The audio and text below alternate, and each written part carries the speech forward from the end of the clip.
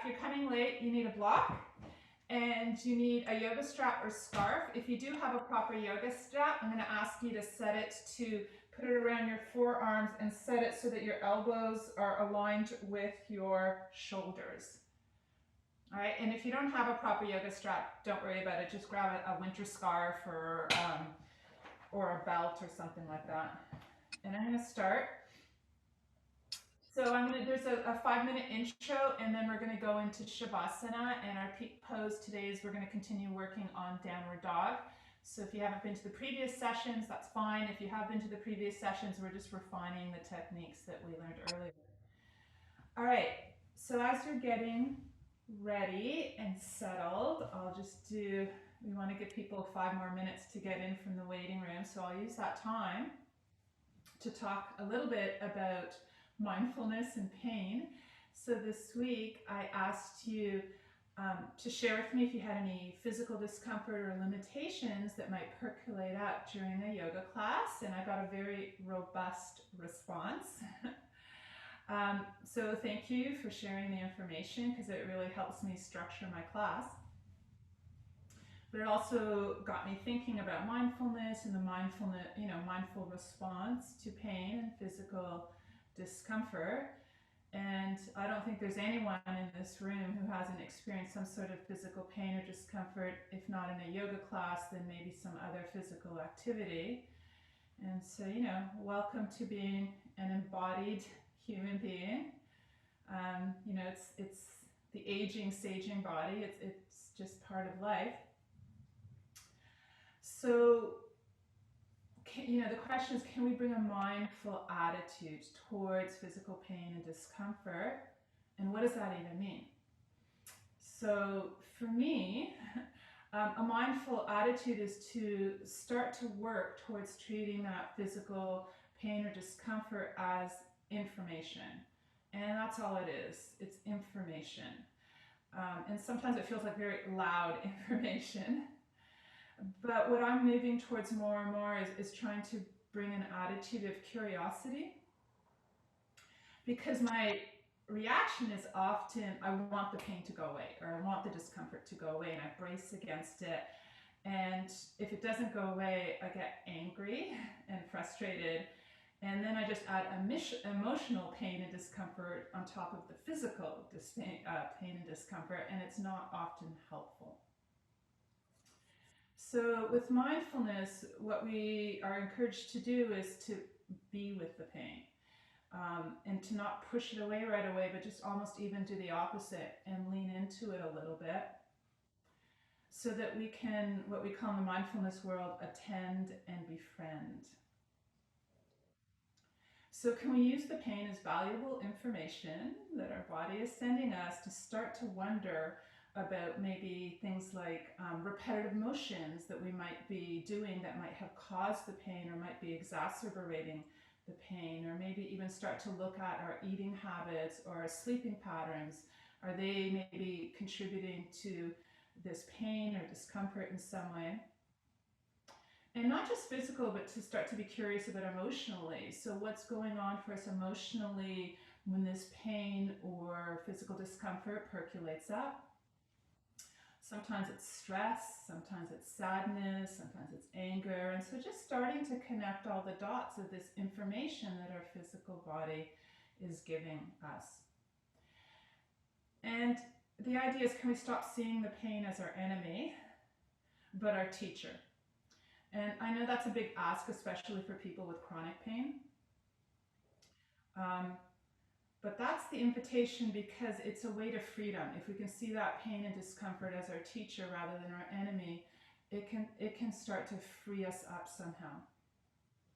So the invitation for today's class is to attend to any discomfort or pain. And what does that mean? Making little micro adjustments, choosing the right variation so that you will be pain-free. And in some cases, that means just opting out of the yoga pose altogether.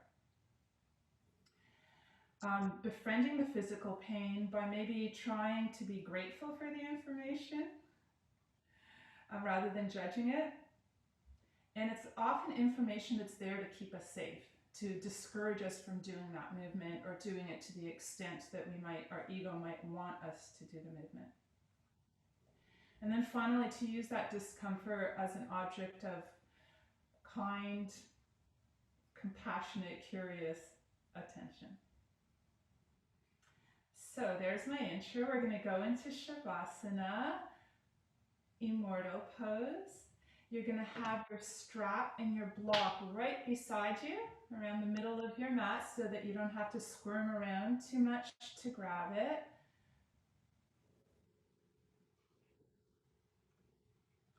And if you want to give me video feedback about your yoga practice, just maybe readjust your camera so that I can see you while you're doing your yoga poses, and that's an invitation, it's optional, but I can use that sometimes to give variations or verbal adjustments.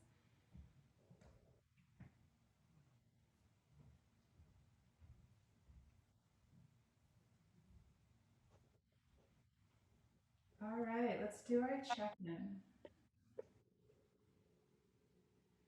Palms are up or placed on our bodies. Legs are straight or knees are bent. We're going to tuck our shoulder blades in a little closer underneath our back to encourage good posture.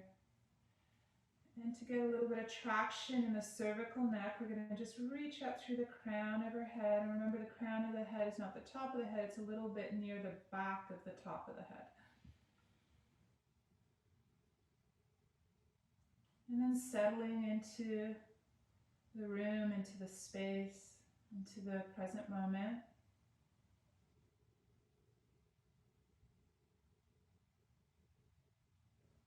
Maybe starting with the body. What do I physically feel right now?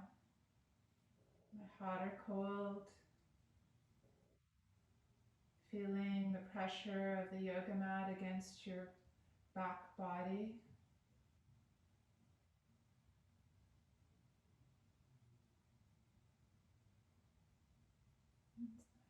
Noticing any physical sensations that might be percolating up right now.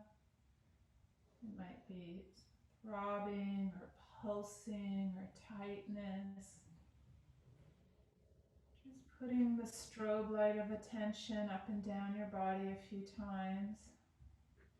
Collecting data and information to guide your practice today.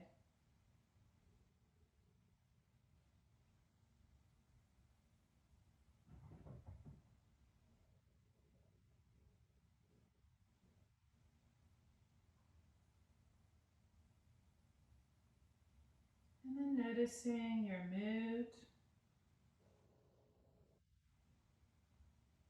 And for me, whenever I experience any physical discomfort in my body, I always try to stop and ask myself, what am I feeling emotionally right now? Because sometimes there's a connection, sometimes there isn't.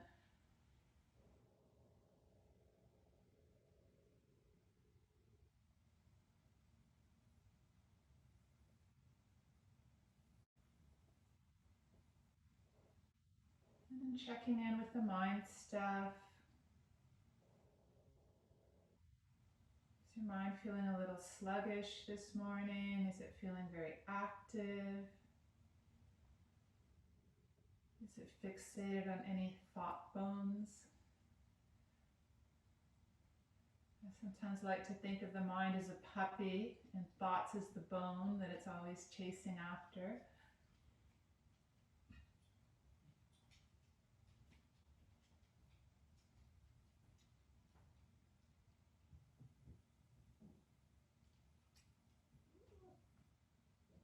And how's the breath doing this morning? What is the quality of the breath? I'm not trying to change it, just bringing some awareness to it, being curious about it.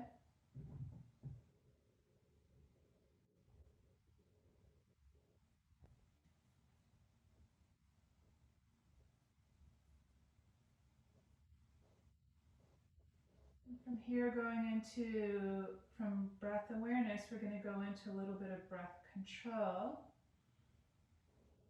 Trying to reteach our bodies how to breathe in an optimal way. We're going to do 3-part breath. You can place one hand on your belly and one hand on your heart if you like for this, just to encourage the breathing. And we're going to inhale, bring the awareness to the belly, then the side ribs, and then up into the chest, heart area. And then a nice, slow, easy, long exhale. Inhale, belly, side ribs, heart. Nice, slow exhale. And you're going to do your own count, your own length of inhales and exhales, maybe making the exhale a little longer than the inhale to calm the nervous system.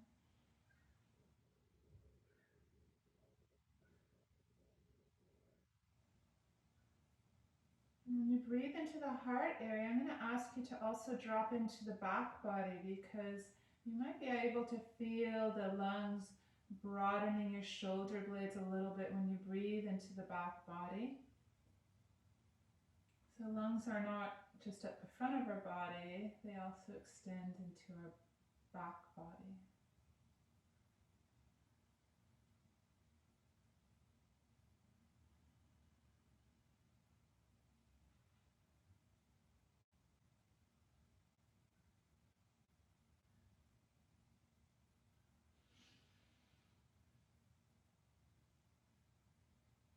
I'm going to try to maintain this 3-part breath throughout the yoga class, and we'll forget about it once in a while, but I'll try to keep reminding you the nice even inhales, nice slow exhales that can be grounding and nourishing.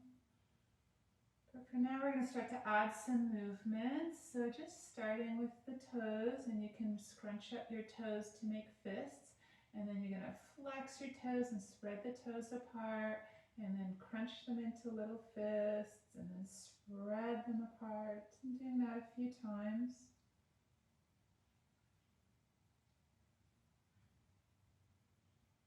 And then starting to juice up those ankles, making them like windshield wipers, just going side to side.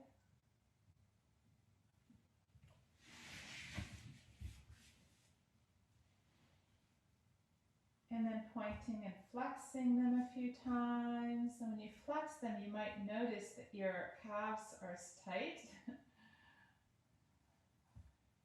And just using that as information to guide our downward dog practice. And then pressing the big toe ball joints into the bottom of the mat.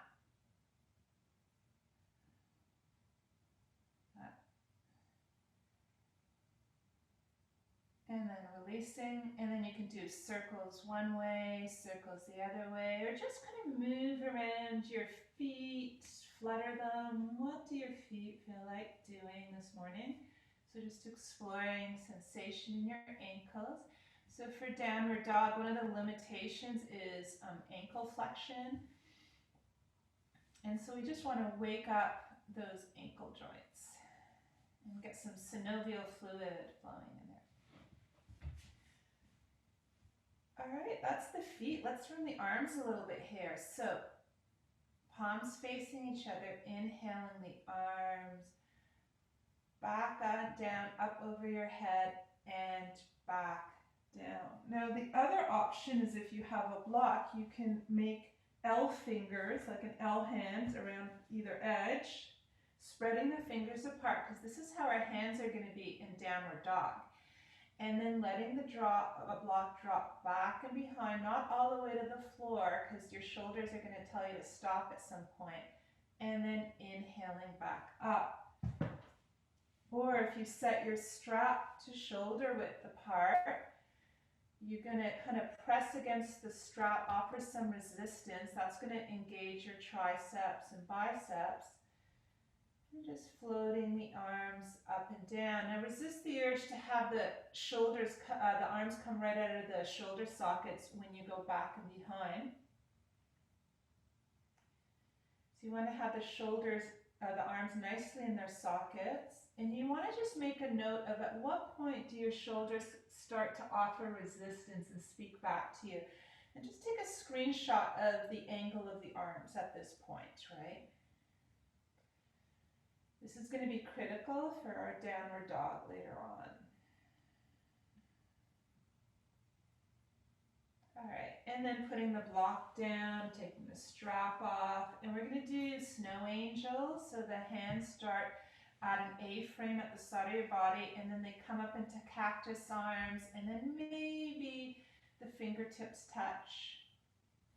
And so you're going to adjust this motion to your personal body signature and adjust it to the mobility available to you in your shoulders. So we're just starting to juice up those shoulder joints, which are going to be very important in downward dog. We need to be nice and stable and strong to hold our downward dog. And this is, shoulders are a hot spot. So this is where, when you're talking about physical discomfort, is there any discomfort in this motion? And can you make adjustments to adjust for the discomfort, to lessen it? You know, a little bit of discomfort is not bad, but we don't want to be in any kind of joint pain ever. Good. All right. So then, adding a little more movement to the lower half of the body, bending the knees, bringing the feet to the outside edge of the mat, working on waking up those hip joints, letting one knee drop in towards the center line, and then the other knee drops in towards the center line.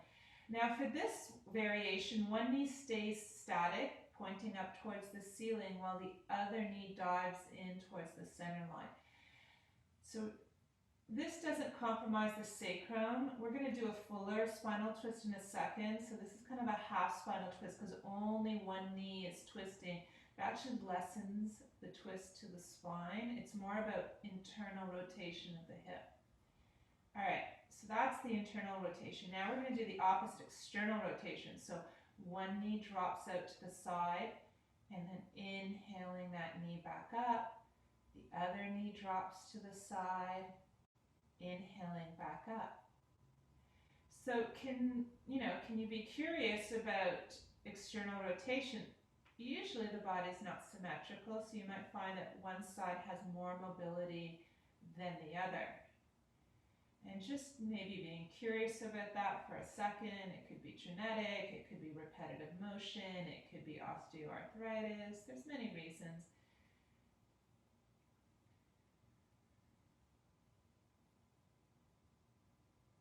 All right, and next we're going to go into a fuller spinal twist. So the shoulders are anchored to the floor, the arms are resting on the floor, palms up. Both knees slowly drop to one side, and just check in with the lower spine and notice how that feels. Especially if you have osteopenia or especially osteoporosis, less is more. So as soon as you start to notice sensation, you stop, breathe, and then inhale back up. So slow and sure wins the race. Not rushing the movements, giving your body some time to give you feedback so that the wisdom of your body is going to guide your movement and not your ego.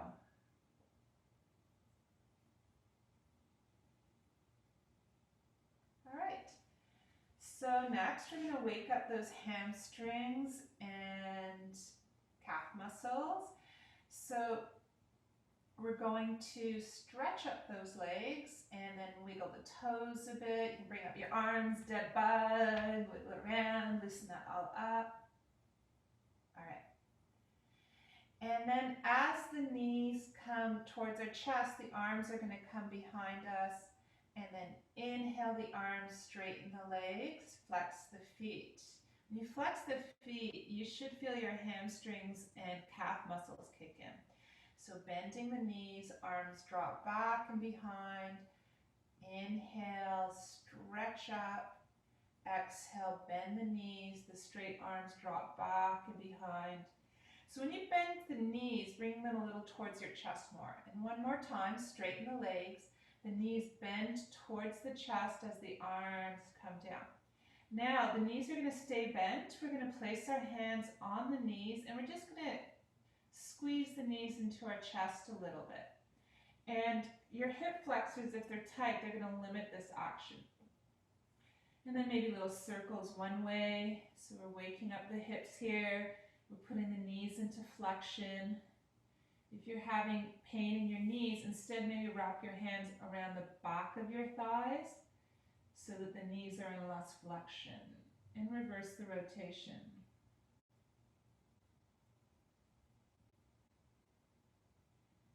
All right, and then we're going to stretch out one leg, extend it, flex that foot to wake up the hamstrings. And then we're going to squeeze the other knee into our chest, or maybe into the armpit or towards the armpit. Once again, fingers interlock around the back of the thigh if this is painful to your knee joint. If your psoas is getting too much stretch, if you're feeling some discomfort in the extended leg, you can bend that knee. All right, straighten the leg gives you a hip flexor stretch. But if you're not comfortable, don't do it. So we're working on massaging the internal organs right now. And then you can do little circles. So remember, I always encourage little movements once we get into the pose. The invitation is always to squirm around and explore it. There's no such thing as achieving a perfect looking pose. It's just got to be perfect for your body. And that's what you're trying to determine by making these little micro movements. What feels good, what doesn't feel good. All right, and then with the hand on the bent knee, just letting that bent knee drop to the side. So that's external rotation. Where do you feel that now? Breathing into it, not going to the point of pain. And then inhaling it back up, giving yourself a final little squeeze. Good, and then release. The other leg comes up and we're going to compare. Beginner's mind, is this side going to be the same or different?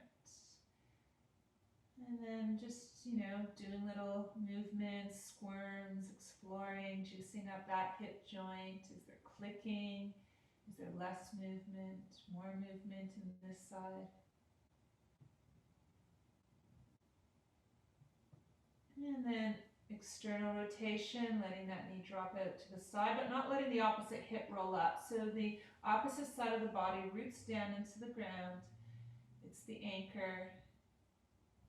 And coming back up for the final squeeze to the chest. That's when we're pressing on the colon. Good. And then from here, we're going to bring both knees up, hug the knees, rock side to side. So we're working on the transverse colon. We're squeezing the colon into the colon that runs along the top of our stomach. This is good for constipation, getting things moving. And then I like the way it feels on my back. And if it doesn't feel good rocking side to side, don't do it. All right. So grabbing your strap or scarf or belt, we're going to put the strap around the ball joint of one extended leg. And this is, for downward dog, what impedes some people is flexion of the ankle. So I'm at a 90-degree flexion. I'm going to try to pull on that strap and bring it to maybe 80 degrees. So less than 90 degrees. And then my hamstring really pulls in. Now you can bend your knee if your hamstrings are really resisting this. If you want to work on the ankle flexion, just kind of pulling that foot to less than 90 degree, and it just might not even be available, but you can try. All right, and then I like the idea of bending the knee and straightening it a few times. That just lets the calf and the hamstring know that it's going to get ready for a deeper stretch. So going in and out of a stretch a few times before holding it can allow the muscles to release and relax a little more. All right. So your body is the car. The extended leg is the car door. We're going to open that car door without moving the car. So the opposite side of the body roots down into the ground. At some point you're probably going to land on the elbow. Some people like to put a block, if you have it, under the thigh, and it just allows you to kind of rest and relax. So if you have a block, you can put it under your thigh. If you don't worry about it. And then just drop into physical sensation. Where do you feel the stretch now? Just gathering information.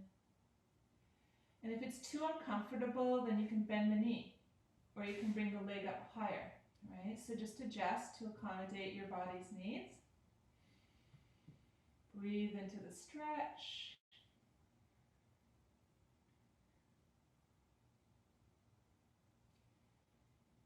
And then on the inhale, you're slowly going to use those adductor muscles on the inside of your thigh to pull your leg back up. And you're going to switch feet. So the other foot's going to come up. You're going to put the strap around the ball joint.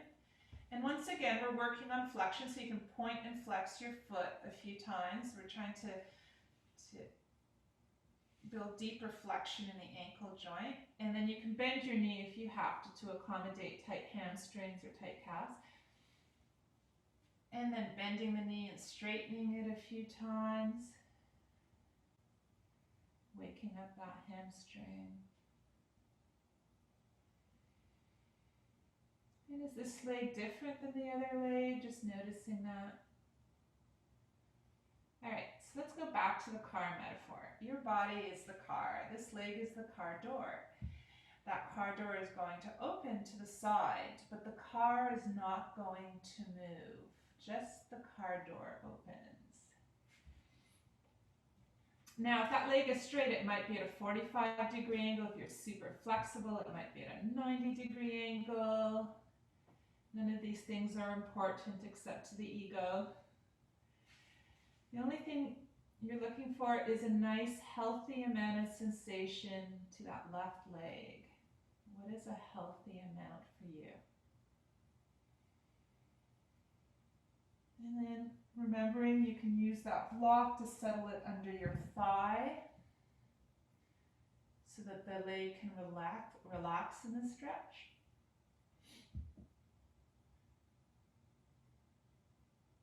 And then just breathing, 3-part breath, belly, side ribs, heart, nice, slow.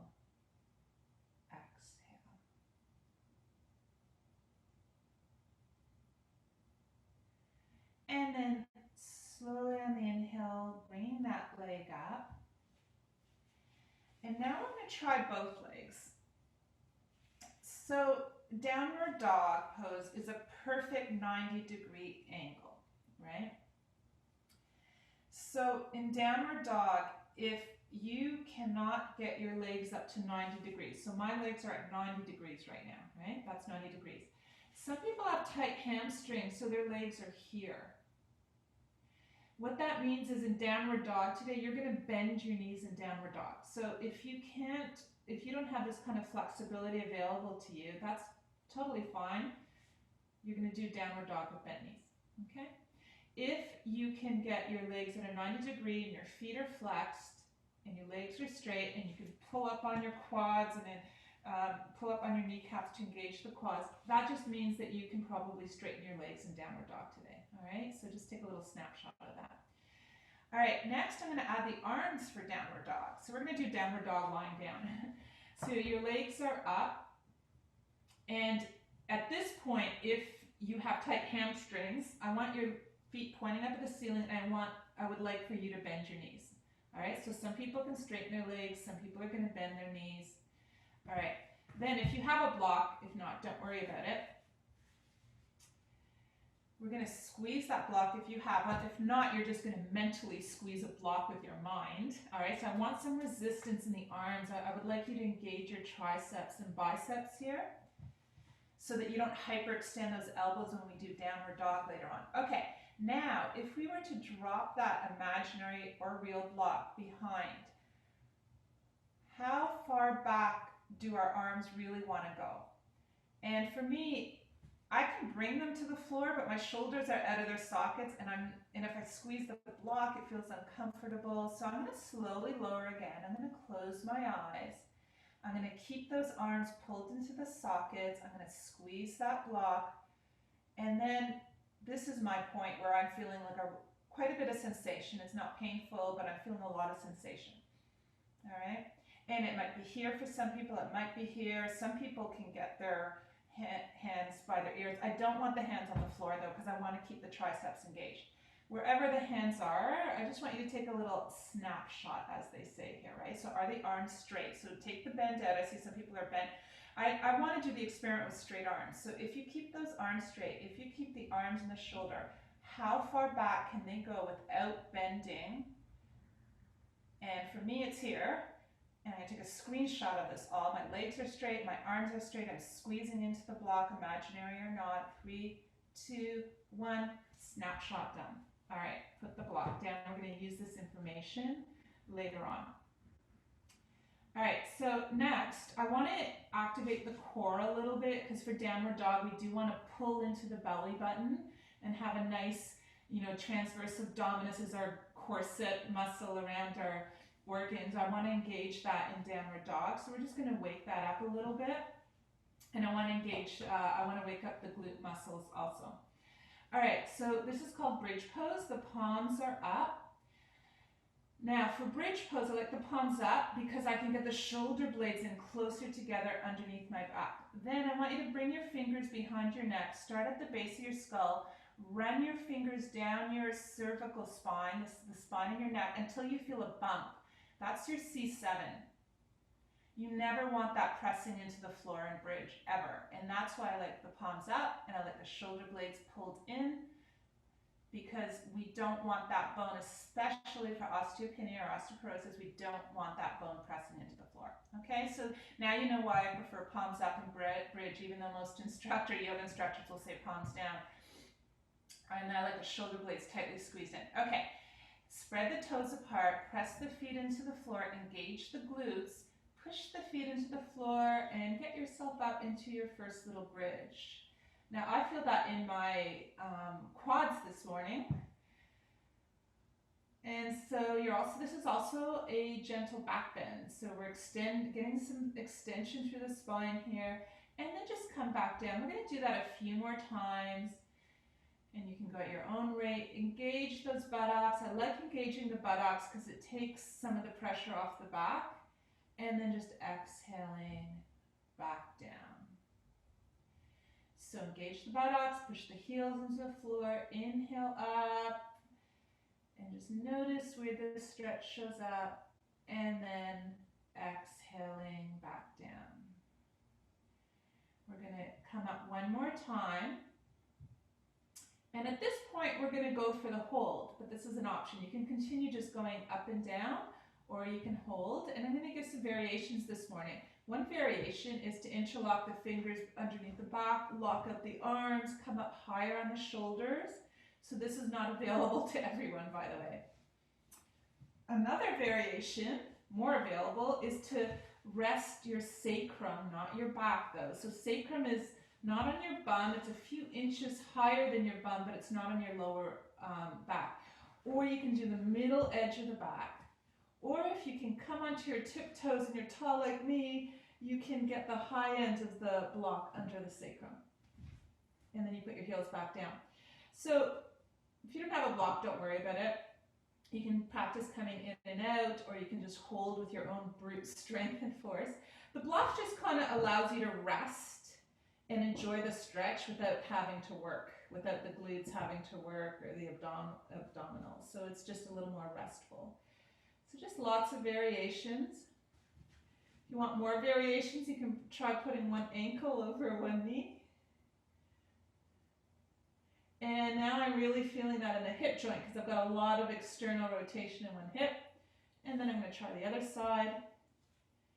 And remember, you're choosing the variation that fits your body this morning as it's shown up to yoga class. So these are all lots of different options. And I'm really trusting you to choose the one that feels good for your body. And release. And coming back down. Good. So I just want to teach you one more thing. We're going to roll up soon. And I want to teach you the anterior and posterior tilt of the pelvis. because yoga teachers use this phrase, and the first time I heard it, like many years ago, I didn't know what it meant. And the yoga instructor didn't explain it. So in case you come across this term, placing your hands on your hip bones, right? So if you tuck your tailbone under, your lower back rounds, and this is called a posterior tilt. And it will sometimes protect your lower back from overarching in certain poses where that's a risk, okay? So this is called a posterior tilt. Now, relax, and then this is the natural curve under your back when you're relaxed. Now you're going to do an anterior tilt, where you're going to arch your back a little bit, and this pelvis is going to tip forward. So anterior means to the front. So here's the pelvis, posterior tilt, it tilts back, anterior tilt, it tilts forward, your back arches. This feels pretty unpleasant for some people's backs, right? So go back to neutral. So we're just going to do very gentle posterior and anterior tilts, and these movements are going to be so small that they're not going to cause any discomfort. We're just building a little bit of mobility in that area, a nice healthy mobility without any discomfort or pain. We're just going to wake up that pelvis and the lower back.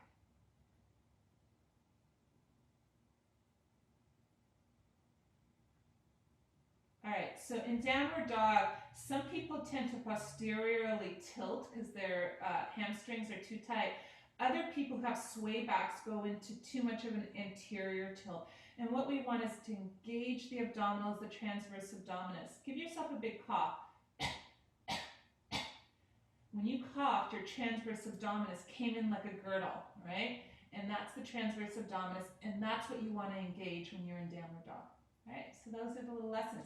How are you going to get up to seated? You can spinal rock, or you can come up onto your side and then come up to seated. I want to engage the abdominals a little bit here because we're going to need those abdominals in downward dog. So if the hands come behind, boat pose, variation 1, all right? If you have wrist issues, you can do boat pose on your elbow. The hip flexors are also working pretty hard here, right? Now the problem with this pose sometimes is people round through the back, so we want to elongate through the spine, engage the abdominals here. If you have strong hip flexors, strong abdominals, you might be able to bring your hands to the side. Shoulders pull back, extend through the spine. If this is starting to happen, rounding of the spine, it's better to put your hands on the floor, okay? Because we always want a nice elongated spine. This is also where you can use the strap. So the final variation is this one with straight legs. It's pretty hard to do. So sometimes that's kind of a transition to that. So my abdominals aren't working as hard, but I have such a nice elongated spine here. I'm stretching out the hamstrings. I'm balancing on the buttocks. Now, if you have a lot of sciatic pain, this might not be the pose for you. If you have sciatica or you're feeling any pain on the tailbone, you're going to just stay on your elbows, right? So lots of variations, and the final variation is to skip it altogether if it's just not working for you this morning. And then breathe into it. So a lot of times when we use our abdominals, we stop breathing into it. If we're doing a lot of work. All right, good. Marnie, nice straight spine. Good job.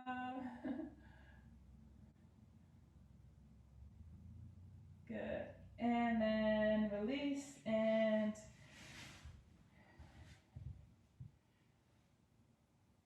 sitting in a cross-legged and remember, I love sitting on a block because on a block, my pelvis anteriorly tilts a little bit if I sit on the edge of a block.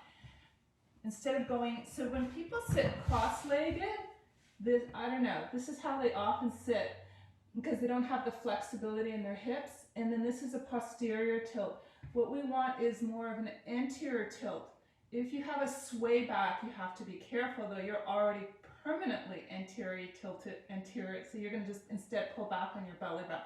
So we don't want this either, okay? I like to sit on a block because it tilts my pelvis forward a little bit, I have better posture. All right, So here, let's just stretch the side body a little bit. We're just going to do some nice, easy seaweed arms.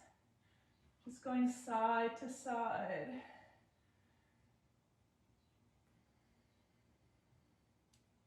You want to make it a little more challenging. You can try without the hands touching the floor. Like they're just about to touch the floor and you stop. And then you really have to use your internal, external obliques to get you back up. That makes it a little harder. So do you want it harder or not? Do you want to use the hands? If you use the hands, you can go in a little deeper and get more stretch. If you don't use the hands, you get more of a oblique workout. Good. And then bring the arms behind the head and just opening up the elbows and just noticing, you know, so you might be here, you might be here, you might be here. And then just kind of dipping to one side, coming back up, dipping to the other side, coming back up.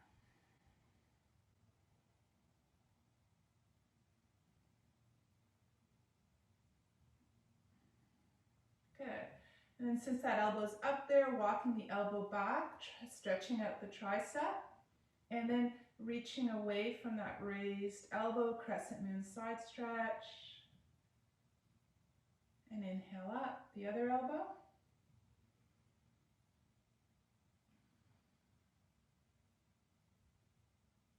And coming back up. All right, squeezing the shoulders. Do you feel how broad the back is? And now open it and the shoulder blades come closer together. All right, we're stretching out the pecs and so the shoulder blades are in close together. And now we're doing the opposite. We're broadening the shoulders, stretching out those back muscles. Now we're stretching out the front muscles. Let's do that a few more times.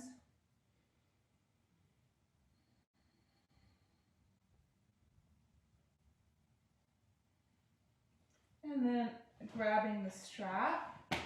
So we can do the flossing of the shoulders and deciding how wide you want to hold the straps and then just slow it all down a little bit.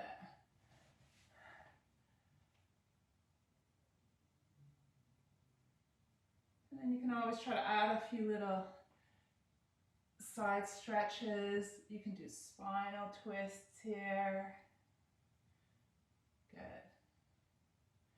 The other variation is to make the grip a little smaller and go into a W stretch. So you're kind of going up and down, and those shoulder blades are quite close together when I come down. So we want that for good posture. Good. Now, if this doesn't work, you can put the strap in front of your face instead. Like you can do it like this, right? It's because we don't want to be in pain. All right, and then putting the strap down. So I'm going to do a kind of a Kundalini breath type of thing, and I'm going to do it more in profile. So we're just going to broaden the shoulder blades and then bring the shoulder blades closer. So broaden, closer, broaden, closer. In downward dog, we're going to broaden them a little bit. It's the one of the few times in yoga where I don't want the shoulder blades close together. And then you can make it a little faster and you can add the breath. So it's like, so this is a gentle breath of fire. If you've got a headache this morning or prone to migraines or pregnant or unmedicated high blood pressure, you probably don't want to do this.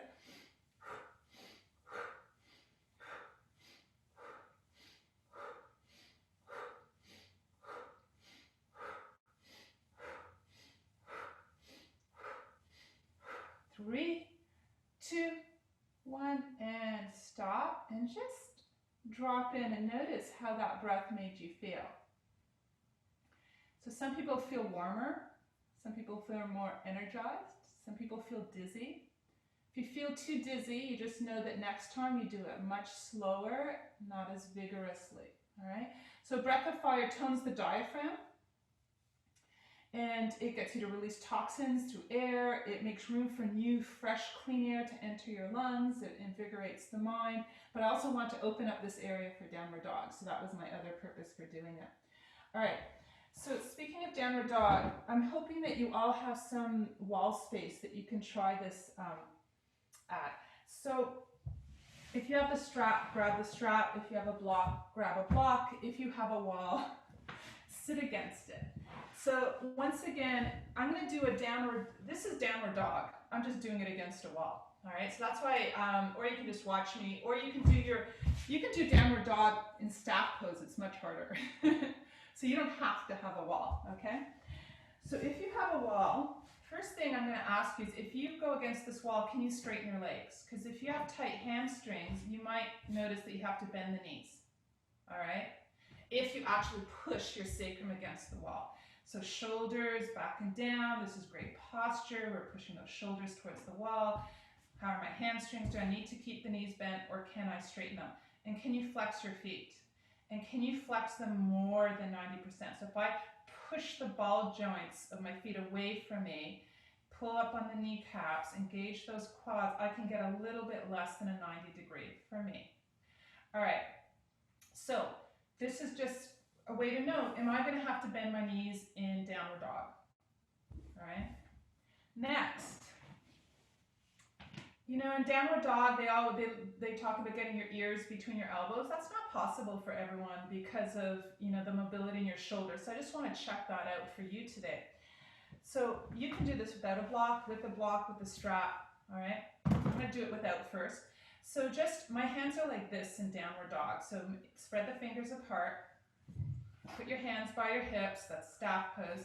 Now, slowly inhale those arms up and just see, keeping the arms in the sockets, because I can get it to the wall if I bring my arms right out of the sockets. But if I keep them in their sockets, I can't quite get it up to the wall for me. So some people will be here, some people will be here, some people will be here.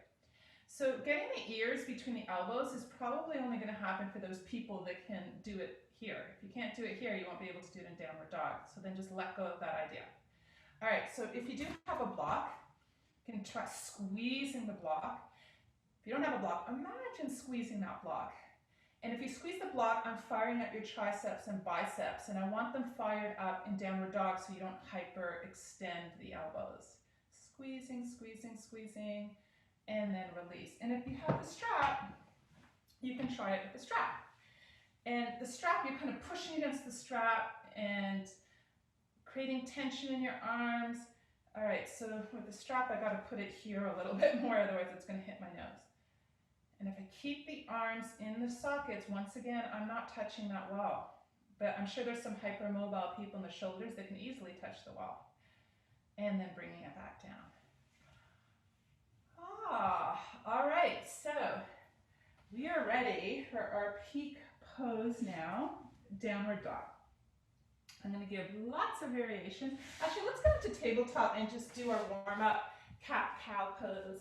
Love this pose. So inhale into cow, exhale into cat. Now with people with osteopenia and osteoporosis, this movement through the spine is going to be very small. Instead, why don't we work on broadening the shoulder blades, bring the shoulder blades closer together. Broadening the shoulder blades, bring them closer together. Broadening, and then closer together. So it doesn't have to be this big movement. And in fact, you want to keep the lower spine somewhat neutral, right? You want the movement to come into the thoracic spine, because the thoracic spine has much less movement available than the lower spine or the neck. So that's what we want to try to open up a bit. And then you can squirm around, do hip circles, arm circles. You can do thread the needle. You can do upward dog, downward puppy. So take a minute here and trust the wisdom of your body to move around however you need to move right now to wake it up. It's a great thing to do in your bed in the morning. Cats and dogs do it all the time.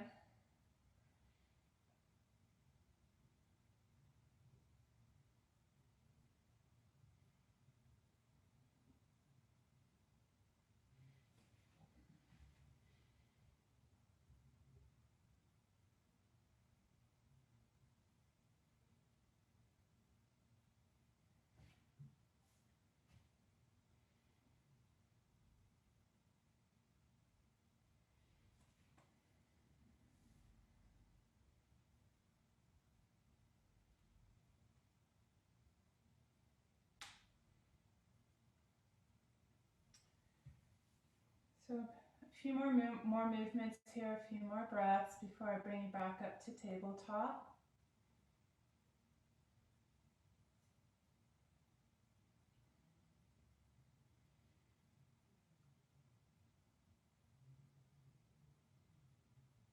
And then slowly coming up to tabletop. And then if you can, coming onto your knees, because I just want you to look at the screen a little bit. And I've said this before, I'm going to teach it again. Carry your arms, right? So if I hyperextend my arm, if I bring my arms out to the side, and I put a ruler against this arm, the ruler would go like this, right? So my arms don't go in a straight line. They kind of go in an angle here, because hundreds of years ago when we were farmers and carrying water, we developed genetically carrier arms. So this cue to put the hands under the shoulders doesn't take into account the carrier arm angle. Do you see, like, my elbow's around underneath my shoulder, but my wrist is about 2 inches further out.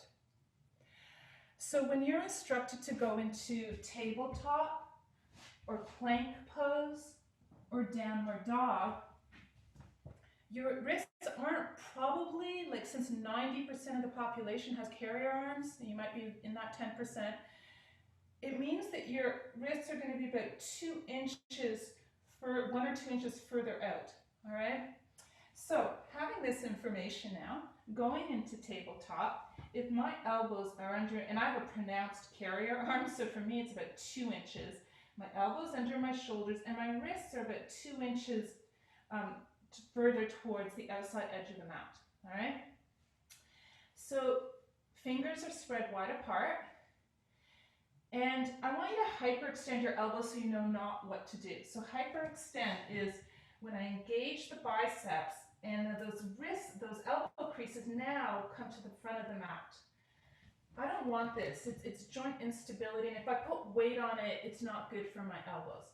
So, but what it does do is it gets my shoulders nice and broad, and my arms are really safely in the shoulder socket. So part of this is good.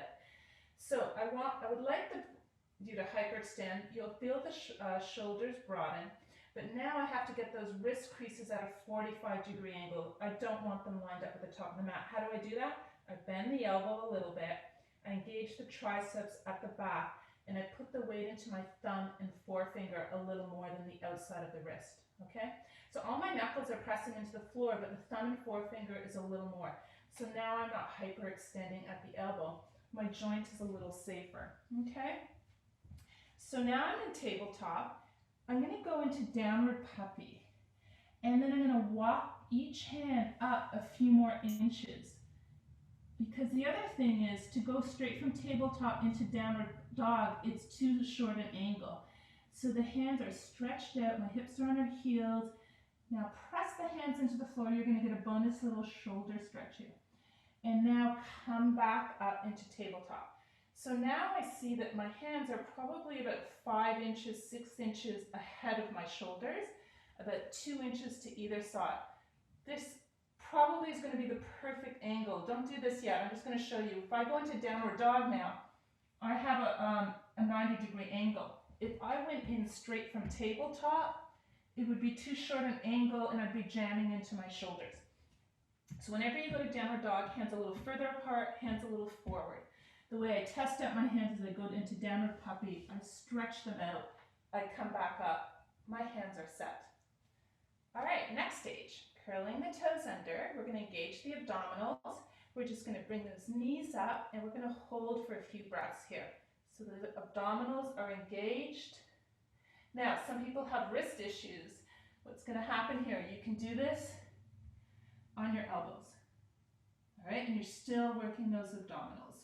So if you have a hand injury, wrist issues, you're going to modify. And then release and rest. Go into a quick little downward puppy, and then back up. So remember that feeling of the engaged abdominals. We're going to go into our first half downward dog. So we're going to set the hands. The wrist creases are lined at the top of the mat. Thumb and forefinger particularly press into the ground. We're going to broaden those shoulder blades like we were practicing. We're going to engage the biceps and triceps. The elbow creases are at a 45-degree angle, and then pull up into the belly button, up into the spine as you bring the knees up. Keep the knees bent, half downward dog, and then just come right back down. Do you need to make some adjustments? Do you need to do this on your elbows? Do you need to do this against a wall? Do you need to do your downward dog on a chair? I'm not sure, what's happening with your wrists and arms today. So you make all these choices now. And the other option is you can skip downward dog altogether and just rest in downward puppy, right? So lots of choices. All right, if you want to hold that downward dog a little longer, I'm going to set the arms again. So engage the triceps, biceps, a little bit of a micro bend in the elbows. Toes are under. I have to put my arms forward more. All right, and I'm going to pull up in that belly button to get me up. Keep the knees bent. Now I'm going to do the runner stretch. I'm going to bend one knee and the other, over and over. I'm going to warm up. Now I'm looking at the middle of the mat because I want my neck aligned with my spine. So for me that means looking at the middle of the mat. And for some people their head is not going to come between their arms. And because you don't have the shoulder mobility, and that's all right too. All right, next step, let's take a break. So come down, massage your wrists if you need to. Because I'm going to show a few more variations. So let's just take a little break, pump the wrists. How are your shoulders doing? And so here's a choice point. Do you need to rest? Do you need to do downward puppy? Do you need to do a child's pose? Or is your body like, wow, I want more. I really need more sensation right now. So just being really honest with yourself. If your body is really craving more, I want to hold that downward dog. All right, so curling the toes under, hands are set, knuckles pressed in, micro bend, broadening in the shoulders, shoulder blades. Okay. Using the abdominal cord to get me up, the knees are bent. Here's the next thing. I want those hips backing up. And this is a spine elongation. So I want those knees bent, the hips backing up. So if you look at me here, a lot of people want to jam into the front. I want to bend those knees, get those hips backing up, backing up, backing up.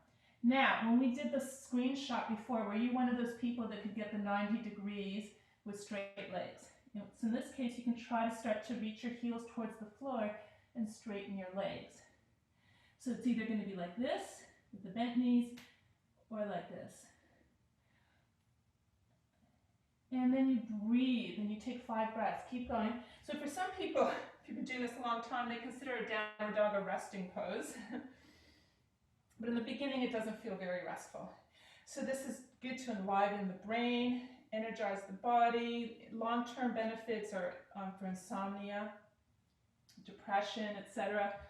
But when you first do it, it can feel very uncomfortable and not therapeutic at all. And then you cut out when you need to cut out. I come down, I do a downward puppy stretch, and then when I'm ready, I decide whether I want to go into another round. And then you can start to play with it, right? You can do 3-legged dog by raising one leg, raising the other leg. You can raise the leg up, flex the foot, and bring the heel towards your buttock. So these are all variations that show up in yoga studios. Other variations are bringing the knee to the elbow, to the other elbow.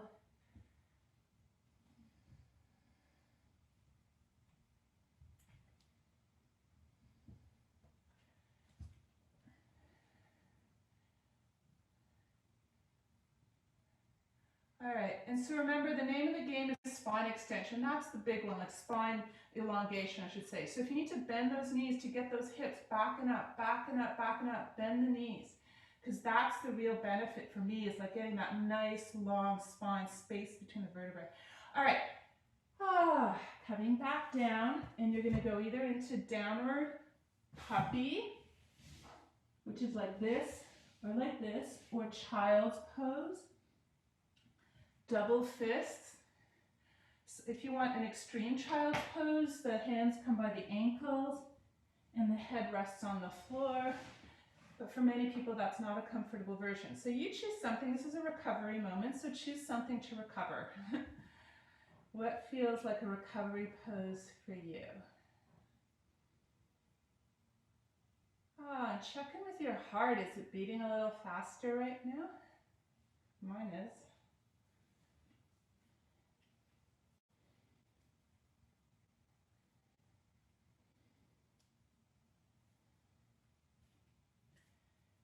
And if you slow down the breath, the heart will respond by slowing down.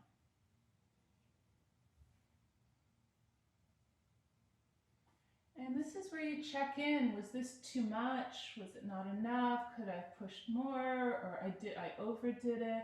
So just collect that information so that it can guide your practice next time, because downward dog is a staple pose in yoga class. It's hard sometimes to go to a yoga class where they don't do a downward dog. So you want to practice safely, and you want to practice in a way that will keep you coming back to the practice, which often means not overdoing it.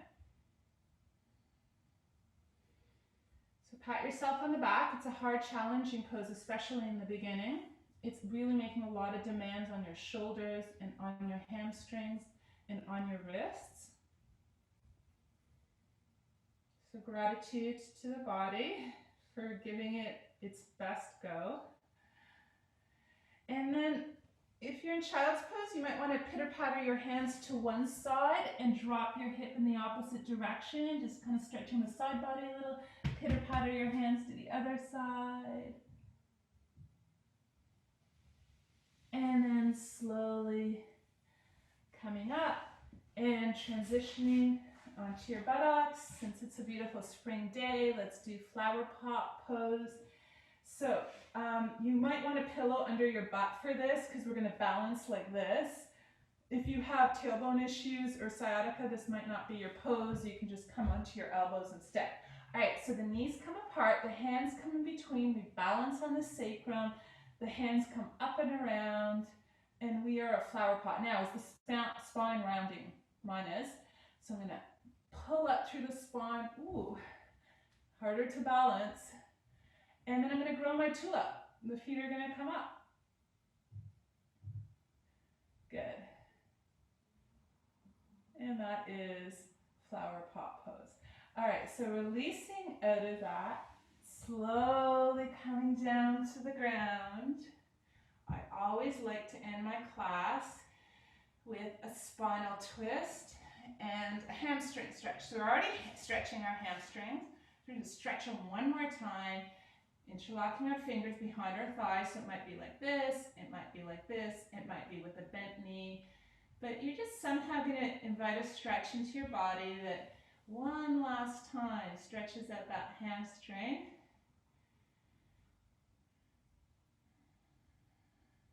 Breathing into that hamstring, not going to the point of pain or even discomfort.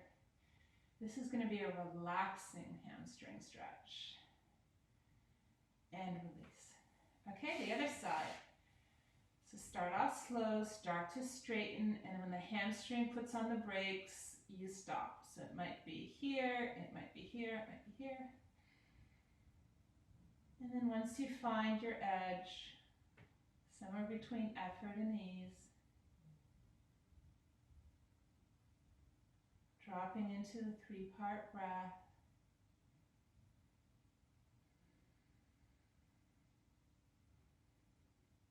And thanking the hamstrings for stretching. And slowly bring it back down. And then we're going to end off with a spinal twist. So you have some choices here. Do you like to do the windshield wipers?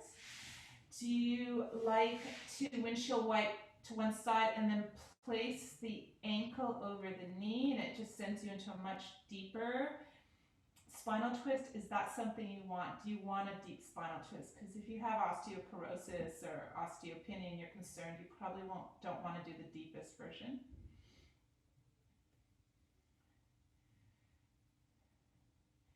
If you have another version of spinal twist you like to do, go for it. Breathe into it.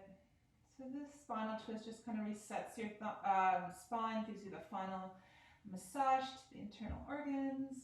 And then we're going to inhale up and do the other side. So either both knees just drop, or you press the outside ankle over the inside knee. Breathe. We're almost there.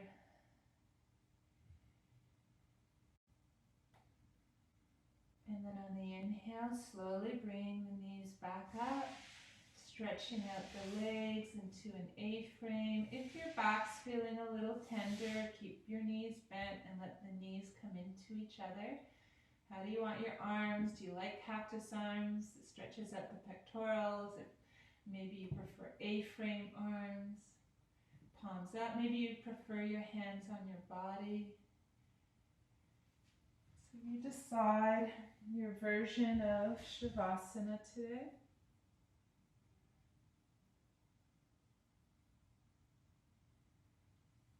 So the whole point of yoga is this moment, the moment we've been practicing for, the ultimate letting go, letting go.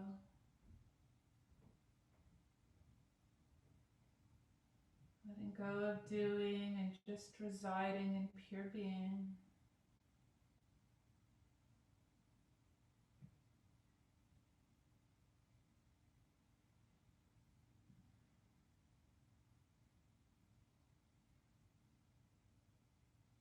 And we let go of breath control. In Shavasana, we drop into breath awareness. So just noticing the breath. Maybe noticing that the more we relax, sometimes the more shallow the breath becomes. Relax, the more easeful the breath can sometimes become.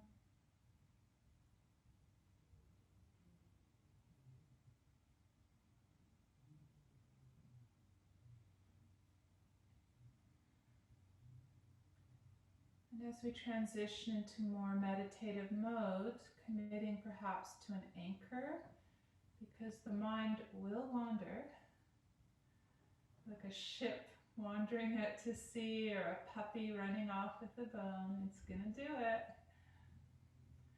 And so when you catch the mind wandering, what are we going to bring it back to? Right? And that's where we choose our anchor. The most popular one often is the breath. But the breath does not work for everyone, so maybe your anchor will be physical sensations. Maybe your anchor will be sounds, especially if you're outside.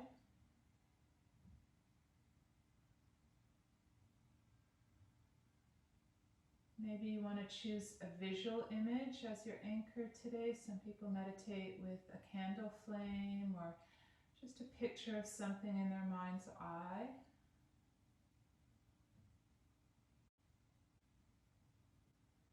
And some people choose the anchor of a mantra, a saying that makes them feel at peace, and they just say it over and over.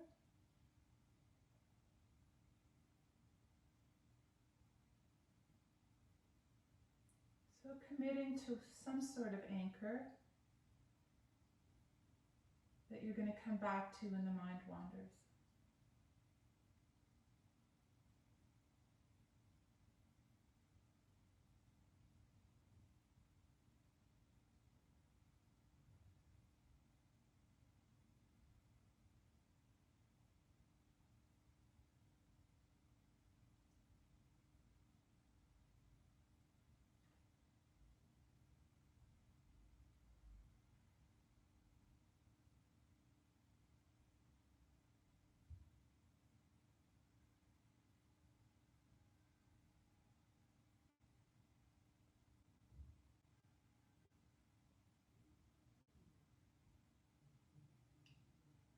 And you might notice that your mind has wandered. It does so every 3 or 5 breaths usually. And just smiling at that little puppy mind that's wandered off, or that kitty mind or monkey mind.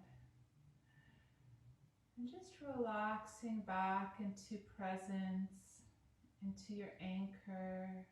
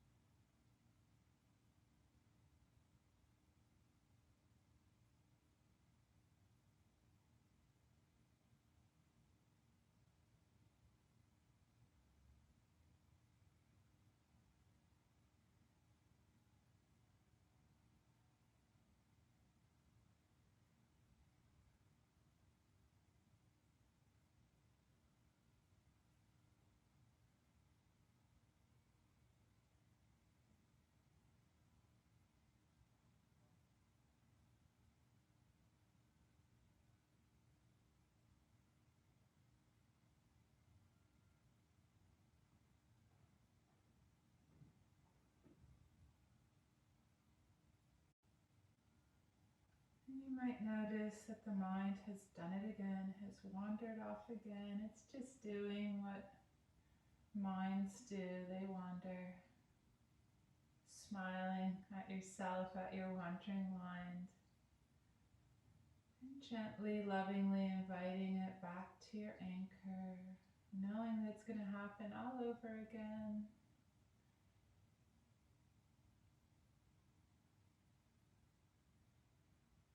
I'm just going to give that mind just a few little breaks from its busy thoughts before it wanders off again.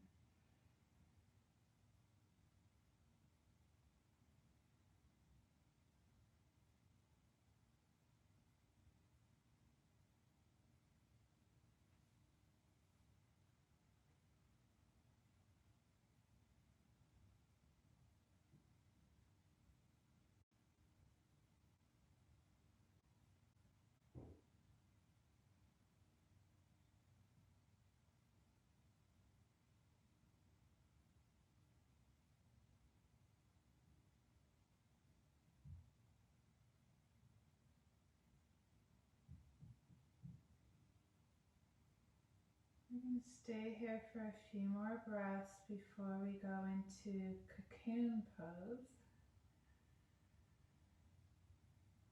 Really enjoying the breath, feeling it nourishing your body, grateful for each inhale, each exhale. How wonderful to breathe.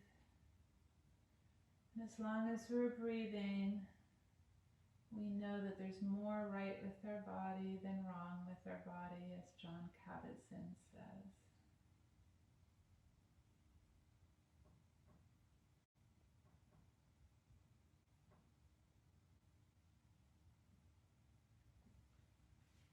And then my little caterpillars are going to roll over to our side and make a little cocoon with our bodies in a curled position while I read you my Caterpillar Butterfly poem by Meg Goodmanson. So just taking a few breaths to transition into a safe little ball, safely tucked in your cocoon.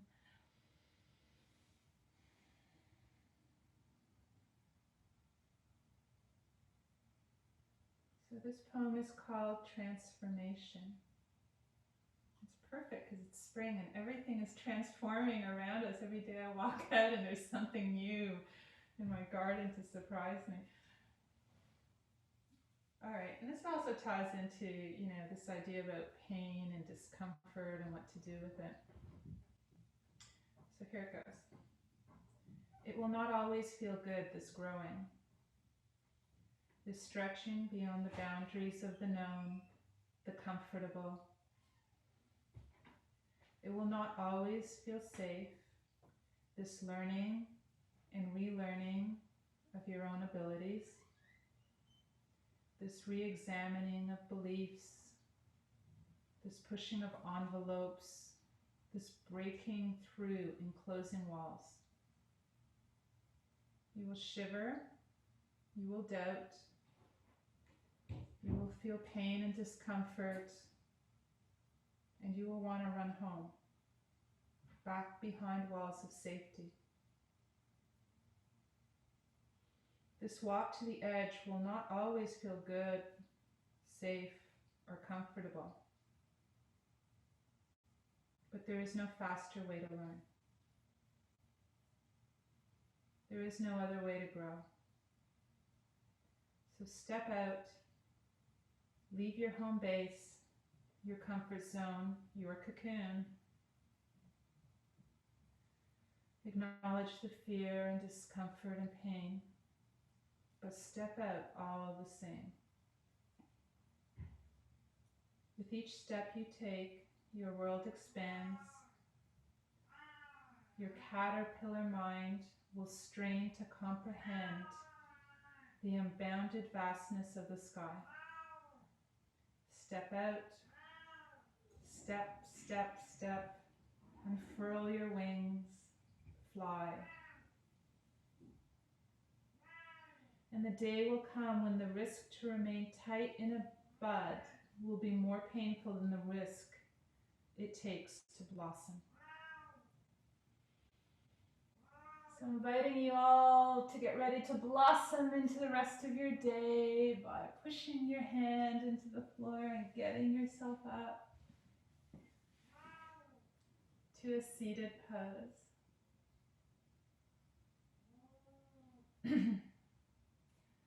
Hands to heart, make a flame with your hands. See yourself as a light unto yourself and others. Inhale the hands up, final stretch. And when you float your arms down, see yourself as a beautiful butterfly blooming into your day. And thank your wonderful body for serving you. Thank yourself for making the world more peaceful through this practice. And enjoy this glorious spring day that awaits us all.